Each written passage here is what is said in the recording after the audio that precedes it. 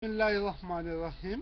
সম্মানিত দেশবাসী, শুনতে পাচ্ছেন বাংলাদেশের আর ভারতের শান্তি চুক্তি। এখন তো বাকি রইল শুধু প্রধানমন্ত্রীর শাড়িটা। আজ সব তো চুক্তি হইল, কিন্তু সব তো দিয়ে দিল। আমি প্রধানমন্ত্রীকে অনুরোধ করে আপনার শাড়িটাও দিয়ে দেন, তাহলে তো অনেকটা ভালো হইব ভারতের জন্য।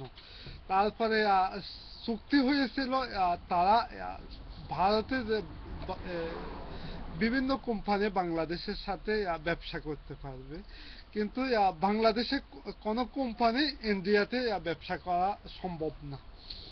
সম্মানিত দেশবাসী, তারপর চুক্তি হয়েছে বিদ্যুৎ নিয়ে।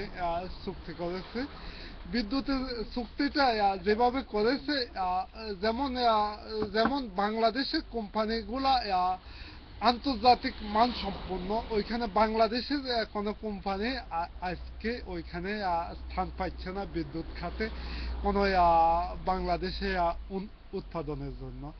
ইন্ডিয়াতে থার্ড ক্লাস কোম্পানিগুলো আজকে বাংলাদেশে বিদ্যুৎ বিনিয়োগে অগ্রাধিকার পাচ্ছে, এমনকি রাষ্ট্রীয়ভাবে সহযোগিতা পাচ্ছে।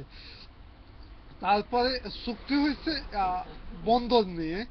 বাংলাদেশের সমুদ্র বন্দর তারা ব্যবহার করবে, কিন্তু ওইখানে কোনো ট্যাক্স বা কিছু দেওয়া লাগবে না, কারণ এটা হয়েছে যাই শেখ হাসিনার বাপের দিন না সম্পত্তি, এটা বাংলাদেশের জনগণের কিছু না।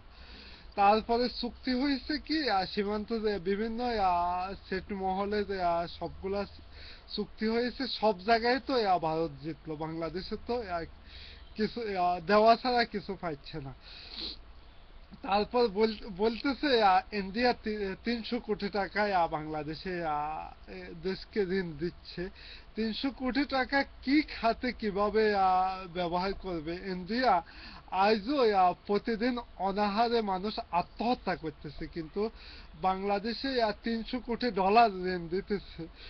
ওইটা কি একটা পাগলের হাস্যকর নাটক ছাড়া আর কিছু নয়। সম্মানিত দেশবাসী, আমি আমি যেহেতু এদেশে একজন নাগরিক, আমার অধিকার আছে এদেশের জনগণ, এবং এদেশের জনগণ হিসাবে এদেশের সব কাজে মাথা ঘামানো আমার অধিকার আছে, এবং আমাকে এ নিয়ে বলার অবশ্য অধিকার আছে, কারণ আমি জন্মসূত্রে একজন বাংলাদেশের নাগরিক।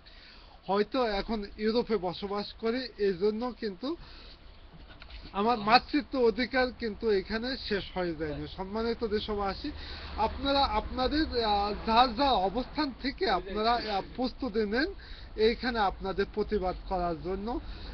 আমরা দেশ এবং জাতিকে অবশ্যই বাঁচাবো, এই দেশের গণতন্ত্রকে আমরা অবশ্যই উদ্ধার করবো দেশ নেত্রী বেগম খালেদা জিয়ার নেতৃত্বে। খোদা হাফেজ বাংলাদেশ।